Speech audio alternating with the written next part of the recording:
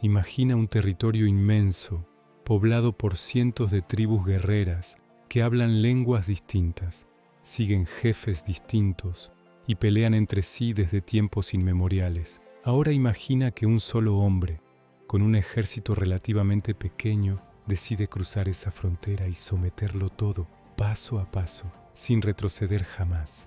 Ese hombre fue Julio César, y lo que logró en la Galia no solo desafía la lógica militar, sino que revela uno de los secretos mejor ocultos del poder romano.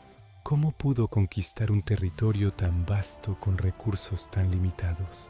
¿Y por qué sus victorias fueron tan decisivas que aún hoy moldean el mapa de Europa? Lo realmente extraño llegará después, pero primero hay que comprender la chispa que encendió la tormenta. La Galia del siglo I a.C. era un rompecabezas de pueblos: helvecios, edúos, arvernos, belgas, nervios, senones, todos con alianzas frágiles y enemistades profundas. Roma, en cambio, era un estado militarizado que necesitaba expandirse constantemente para mantener su maquinaria política. César, recién nombrado gobernador de la Galia Transalpina, tenía deudas gigantescas y una ambición mayor que cualquier muralla. Si ganaba campañas triunfales, se convertía en el hombre más poderoso de la República. Si perdía, se hundía para siempre.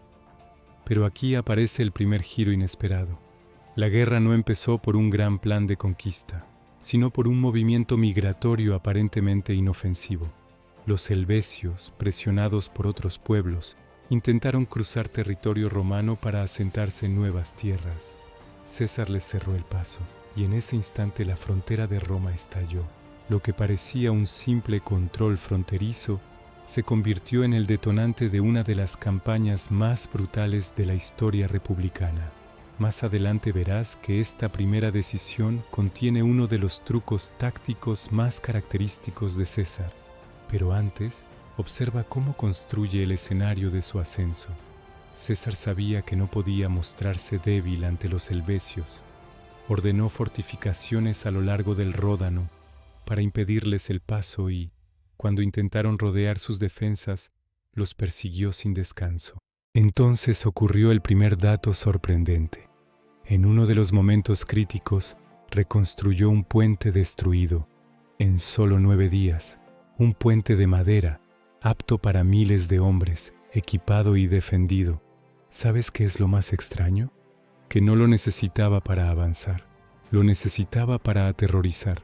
Era un mensaje directo. No hay obstáculo que pueda detener a Roma. Esa mezcla de cálculo y teatralidad definiría toda la campaña. Y cuando finalmente enfrentó a los helvecios en la batalla de Bibracte, encadenó maniobras de agotamiento, ataques por flanco y persecuciones que acabaron quebrando su avance. Los helvecios fueron derrotados, pero la tensión solo empezaba, porque al norte una fuerza muchísimo más peligrosa se estaba moviendo. Los belgas, considerados por César como los pueblos más feroces de la Galia, habían formado una coalición inmensa para expulsar a los romanos. Y aquí surge otro pico narrativo. César no esperaba una unión tan masiva. La Galia, normalmente dividida, había encontrado un enemigo común. Sin embargo, él hizo algo contraintuitivo. Avanzó directamente hacia ellos, sin esperar refuerzos. ¿Por qué? Porque necesitaba intimidarlos antes de que consolidaran su alianza. El primer encuentro importante fue el asedio de Bibrax. Los belgas atacaban con furia. Los proyectiles caían como lluvia densa y los romanos casi pierden la posición. Justo cuando parecía que la plaza caería, César lanzó refuerzos auxiliares que abrieron un pasillo entre la oscuridad, forzando la retirada enemiga. Pero nadie esperaba lo siguiente: una estampida repentina dentro del campamento belga, causada por rumores de que habían sido rodeados. El caos desmanteló su ofensiva. Fue una victoria inesperada, pero también frágil. Y aquí viene un giro aún más desconcertante. La gran coalición belga se derrumbó, no por la fuerza romana, sino por falta de coordinación entre las propias tribus. Algunas regresaron para defender sus hogares, otras desconfiaban de sus aliados, y otras simplemente no querían arriesgar más hombres. César, al ver esto, aplicó otro de sus métodos característicos: moverse rápido, dividir ejércitos, atacar en varios puntos, obligar al enemigo a responder sin descanso. Los romanos, que eran minoría, parecían multiplicarse, pero lo que venía a continuación era todavía más inquietante. Desde el este, los germanos del rey Ariovisto habían cruzado el Rin y aterrorizaban a las tribus galas. Los propios soldados de César tenían miedo de enfrentarlos. Y aquí se produce uno de los momentos más emocionales de la campaña, cuando sus tropas, endurecidas y disciplinadas, confesaron temblando que no querían luchar contra guerreros tan brutales.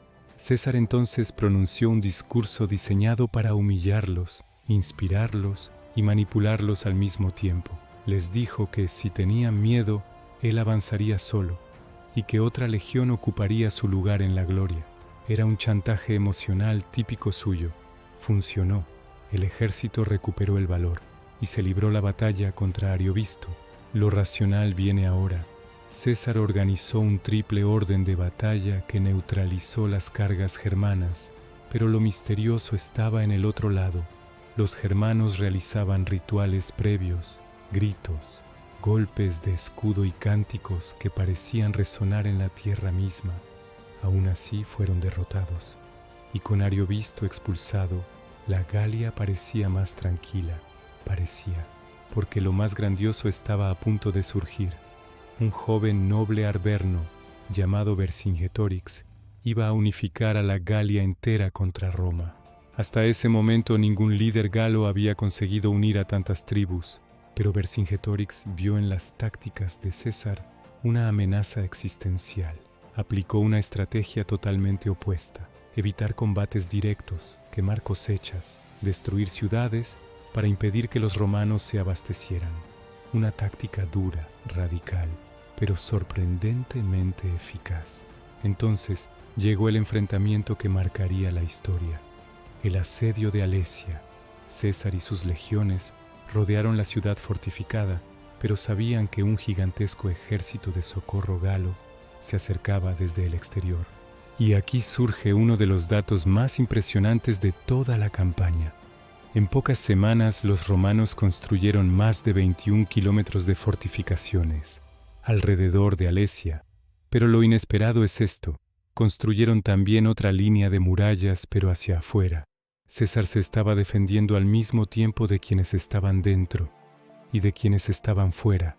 Era como encerrar a un enemigo mientras te preparas para resistir otro ataque desde el horizonte. Y entonces llegó el ataque final. Noche cerrada, miles de antorchas, gritos en varias lenguas galas, escaleras apoyándose contra las murallas internas, mientras catapultas y arqueros romanos buscaban cualquier punto débil. Al mismo tiempo, desde fuera, el ejército de refuerzo presionaba las murallas externas. Los romanos estaban literalmente entre dos fuegos. Justo cuando un sector estuvo a punto de caer, César envió a su caballería personal en un flanco olvidado. Ese movimiento inesperado desequilibró al ejército de socorro y provocó su retirada. La derrota galo-romana en Alesia estaba escrita. Dentro de la ciudad, Vercingetorix reunió a su gente, tomó su armadura y salió cabalgando para rendirse ante César. Ese fue el final simbólico de la resistencia gala. La imagen de ese líder entregándose no solo representa una derrota militar, sino un cambio irreversible en el destino de Europa occidental. La resolución fue rápida.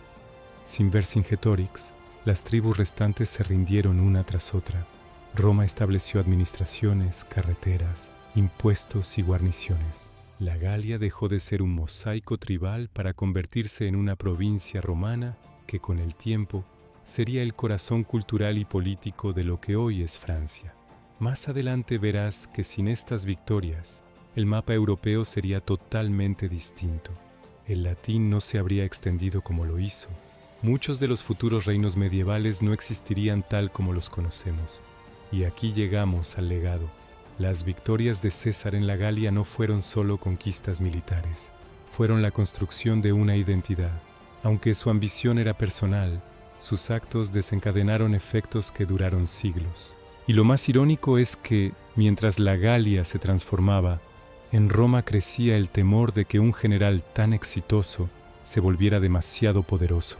¿Fue César un héroe militar, un conquistador despiadado o el arquitecto involuntario de la Europa latina? Esa es la pregunta que todavía divide a los historiadores, pero lo que nadie niega es esto: sin sus victorias clave en las guerras galas, el mundo occidental sería irreconocible. Y ahora que conoces cómo un hombre sometió a un continente fragmentado, quizá te preguntes, ¿cómo utilizó luego ese poder para desafiar directamente al Senado romano? Ese es un capítulo tan dramático como este, y lo descubrirás en otro video de Antiguamente.